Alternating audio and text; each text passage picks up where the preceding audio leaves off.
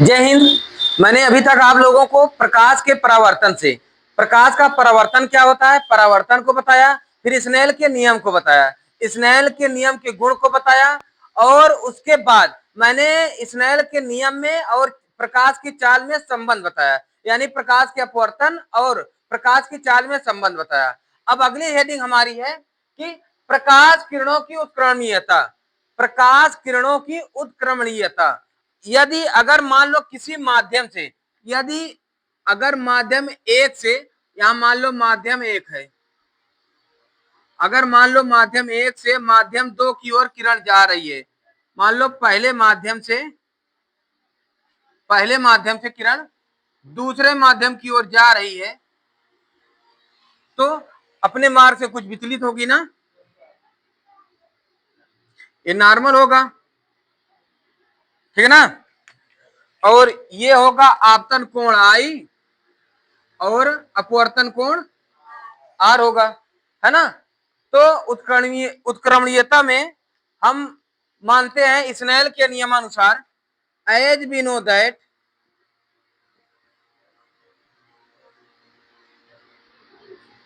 जैसा कि हम जानते हैं स्नेल के नियमानुसार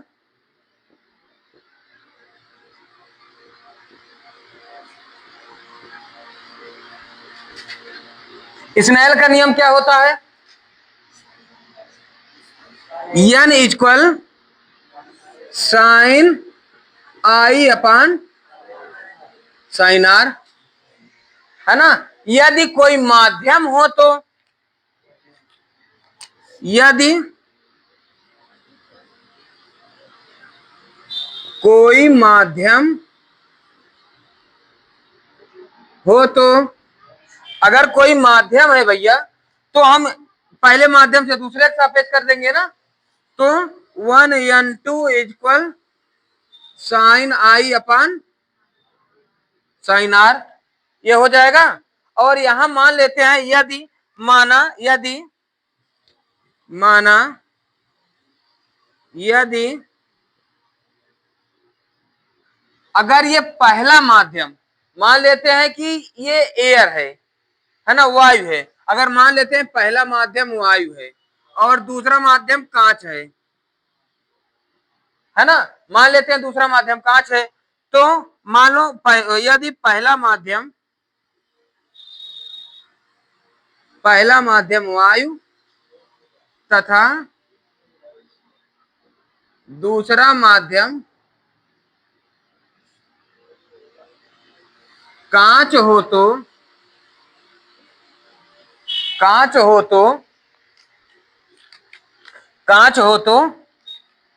तो पहला माध्यम a n g equal sine i upon sine r. यहां तक किसी को कोई दिक्कत, कुछ भी कोई नई चीज नहीं लिखा हूं ना, यही सब एक एक करके समझाया था वही लिखा हूं, है ना। अब यहां से मान लेते हैं यदि माध्यम बदल जाए, अगर मान लेते हैं एक ही समय पर माध्यम बदल जाए तो उनके कोण भी हो सकते हैं बदल जाए, उनके एंगल भी बदल जाए, तो यानी आपतन कोण तब यदि माध्यम बदल जाए तो, यहां लिख दूं, यही लिख दूं,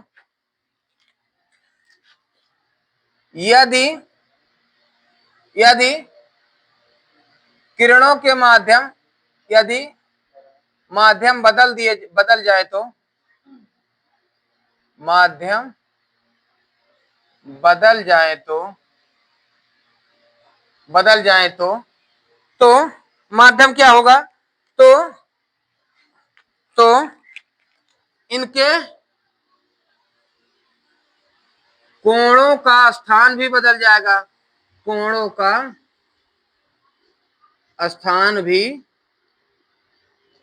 बदल जाएगा, ठीक है ना भैया। कैसे बदल जाएगा, अगर आपतन कोण आई है तो आपतन कोण आर हो जाएगा।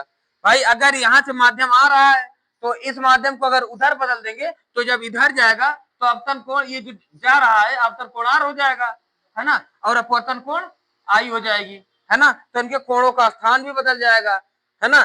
तब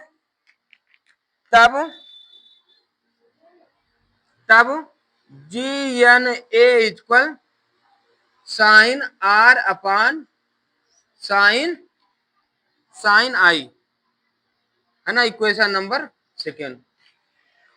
ठीक है ना भैया। अब समीकरण 1 तथा 2 से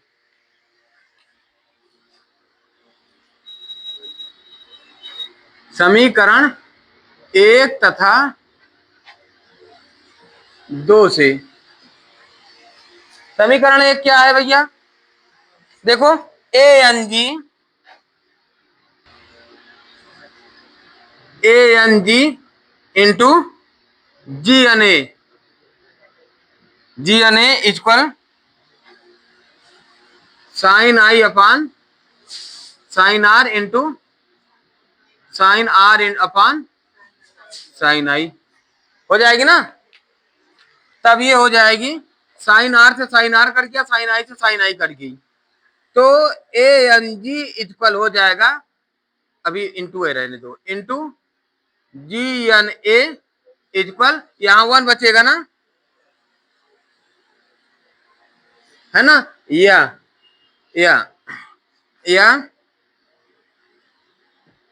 ए n g equal 1 upon g n a, है ना, हो गई। तो यानी एक माध्यम के सापेक्ष दूसरे का अपवर्तनांक, अगर ये ए पहला माध्यम है, या इसे लिख सकते हो, या इसे लिख सकते हो, ए पहला माध्यम था ना एयर, तो 1n2 इक्वल 1 अपान 2n1, यही है अपवर्तनांक का व्युत्क्रम, अपवर्तनांक का व्युत्क्रम, यही सिद्ध करना था।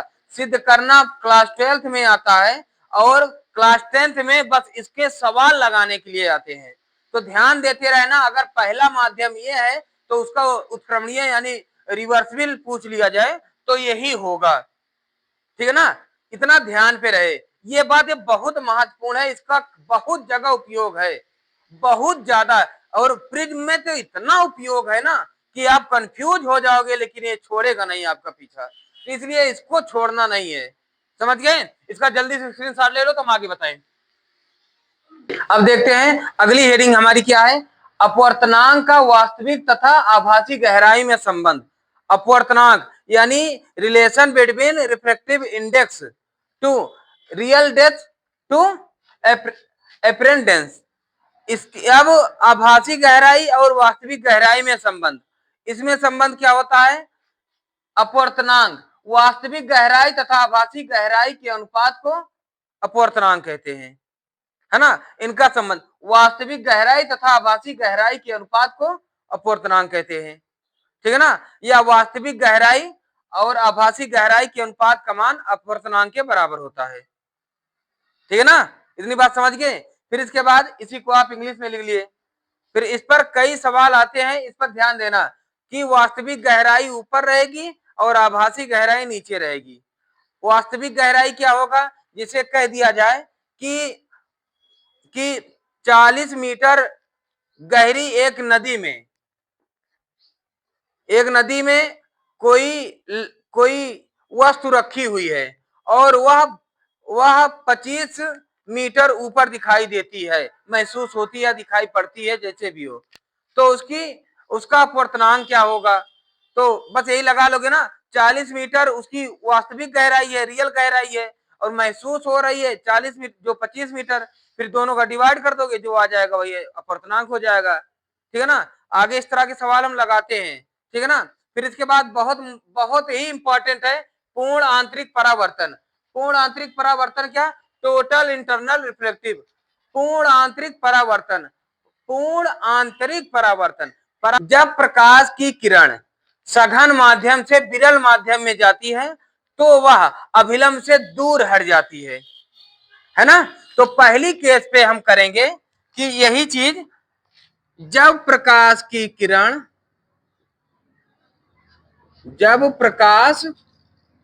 किरण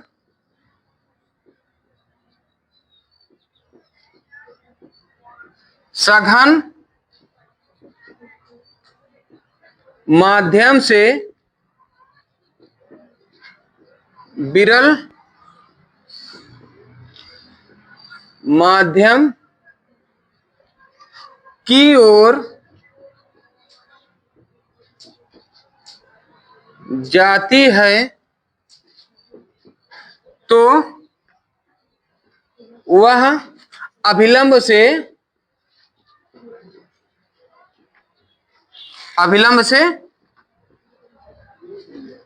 दूर हट जाती है, हट जाती है ना।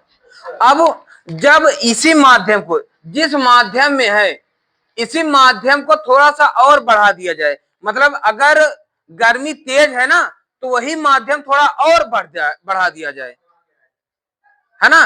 जब माध्यम थोड़ा और बढ़ा दिया जाए, जब जब माध्यम को थोड़ा, जब सघन माध्यम को, जब माध्यम को थोड़ा और बढ़ा दिया जाए तो जब माध्यम को थोड़ा और बढ़ा दिया जाए तो अब इससे माध्यम थोड़ा और बढ़ जाएगी, तो प्रकाश की किरण बिल्कुल एक स्थिति पे ऐसे आ जाएगी कि बिल्कुल 90 डिग्री पर हो जाएगी, बिल्कुल ही 90 डिग्री पर हो जाएगी। तो प्रकाश की किरण बिल्कुल ही 90 डिग्री पर हो जाएगी, ठीक है ना, बिल्कुल ही 90 डिग्री पर हो जाएगी।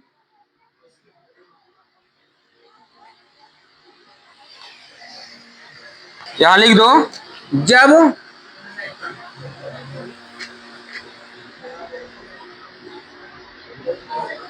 जब आपतन कोण आई का मान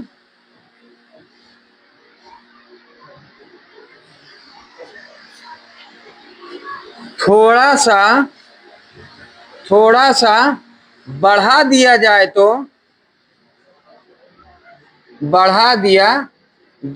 तो अपवर्तन कोण का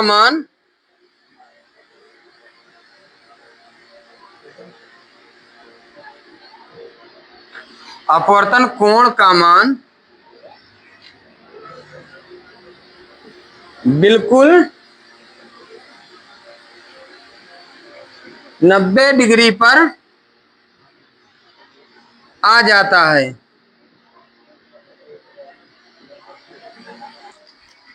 प्रकाश किरण के इस गुण को और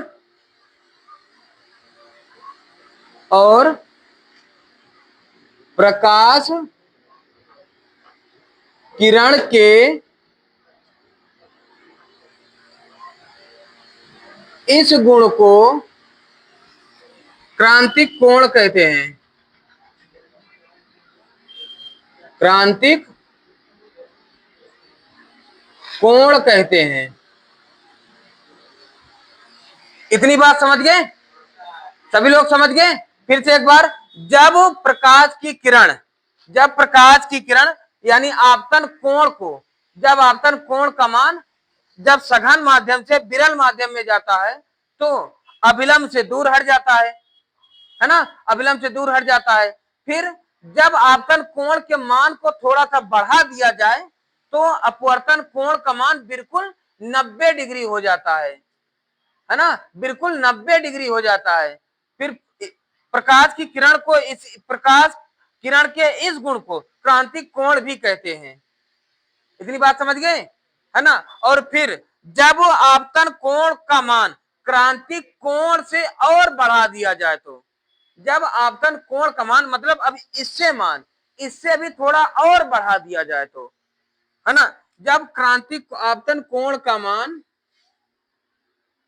जब आपतन कोण का मान क्रांतिक कोण से भी और अधिक बढ़ा दिया जाए तो, और ज्यादा बढ़ा दिया जाए, किससे, क्रांतिक कोण से बढ़ा दिया जाए तो जिस माध्यम में आई है प्रकाश की किरण उसी माध्यम में वापस लौट जाएगी, जिस माध्यम में आई है उसी माध्यम में वापस लौट जाएगी। प्रकाश किरण के इस गुण को पूर्ण आंतरिक परावर्तन कहते हैं। इतनी बात समझ गए, है ना। कैसे? जब पूर्ण आंतरिक परावर्तन का डिफिनीशन लिखोगे, जब क्रांतिक कोण के मान, जब क्रांतिक कोण में आपतन कोण के मान को थोड़ा और बढ़ा दिया जाए तो प्रकाश की किरण जिस माध्यम में आई है उसी माध्यम में वापस लौट जाएगी। ठीक है ना? प्रकाश किरण के इस गुण को पूर्ण आंतरिक परावर्तन कहते हैं। ठीक है ना? यही लिख दे रहा हूं।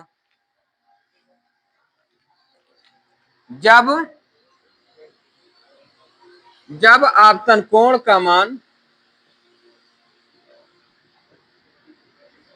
जब आपतन कोण का मान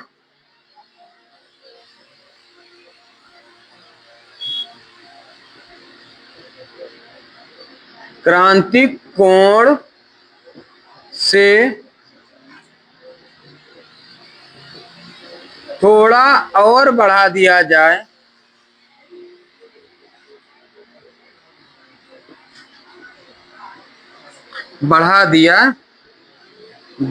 तो थोड़ा और बढ़ा दिया जाए तो प्रकाश की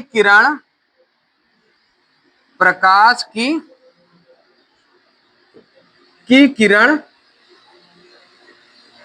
जिस माध्यम में आई है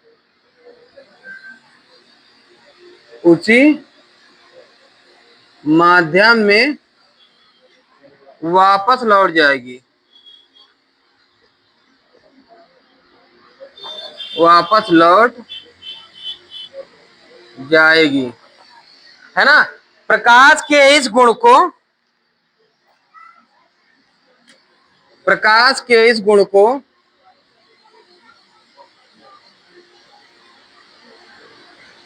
इस गुण को पूर्ण आंतरिक परावर्तन कहते हैं।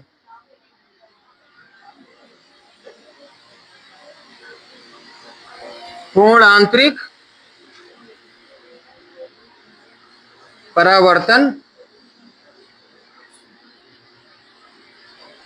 कहते हैं। इतनी बात समझ गए? है ना? इसका जल्दी से स्क्रीनशॉट ले लो, फिर इसके बाद हम इसको आगे बताएं।